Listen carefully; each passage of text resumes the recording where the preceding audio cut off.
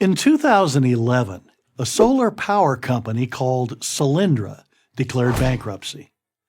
A company going bankrupt is not news, but Solyndra was not just any company. Its biggest investor was the federal government, which had given it $500 million.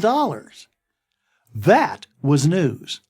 But really, it shouldn't have been. If history is any guide, it was quite predictable. The government is a very poor investor, and always has been. There are countless examples, but two should serve our purpose here. After the Civil War, American leaders were anxious to bind the country's north, south, east, and west regions together with transcontinental railroads. Congress, therefore, gave massive federal aid to build the Union Pacific, the Central Pacific, and later the Northern Pacific railroads. But all three of these roads had huge financial problems. The Union Pacific, for example, was mired in financial scandal from its inception, went bankrupt several times, and had to rebuild large sections of track thanks to shoddy construction practices. At that same time, James J. Hill, with no federal aid whatsoever, built a railroad from St. Paul to Seattle, the Great Northern. How was Hill able to do with private funds what the Union Pacific failed to do with the gift of tens of millions of federal dollars? The starting point is incentives. The Union Pacific was paid by the government for each mile of road it built. It was in the railroad's interest not to build the road straight. The more miles it took the UP to cross Nebraska, for example, the more money it made. Hill, by contrast, used his own capital. To make a profit, he had to build his Great Northern Railroad sturdy and straight. Hill's company remained in business for almost 100 years until 1970 when it merged with other railroads.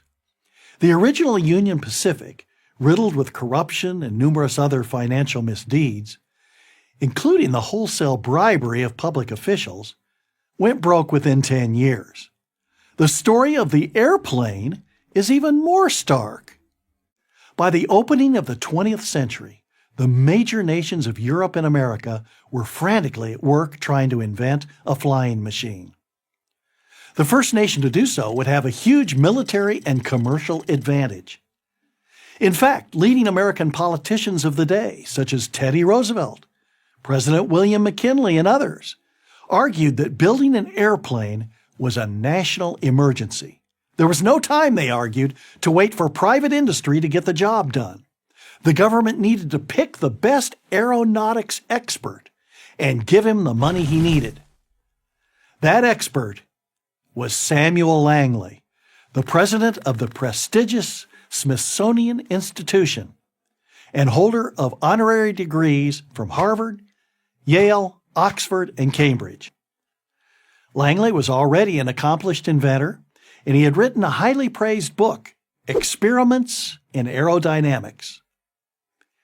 Federal officials gave Langley funds for 2 trial flights.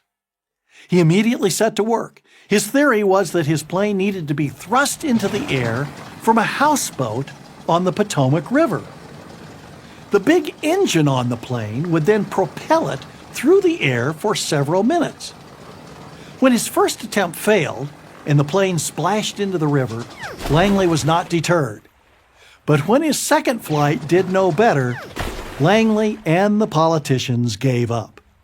If Langley, with the full backing of the government, could not solve the problem, people simply assumed that it could not be solved.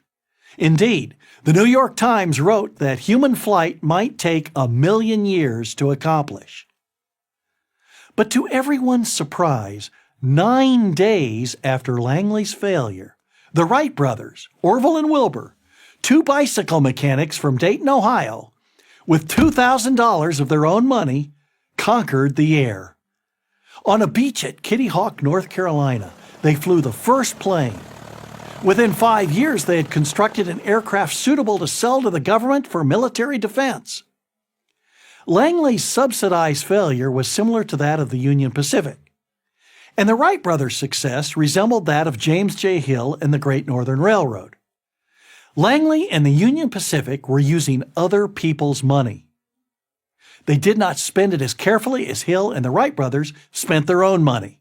As the San Francisco Chronicle concluded at the time, the destruction of Langley's machine should put an end to congressional appropriations of any kind in every field of experiments which properly belongs to private enterprise.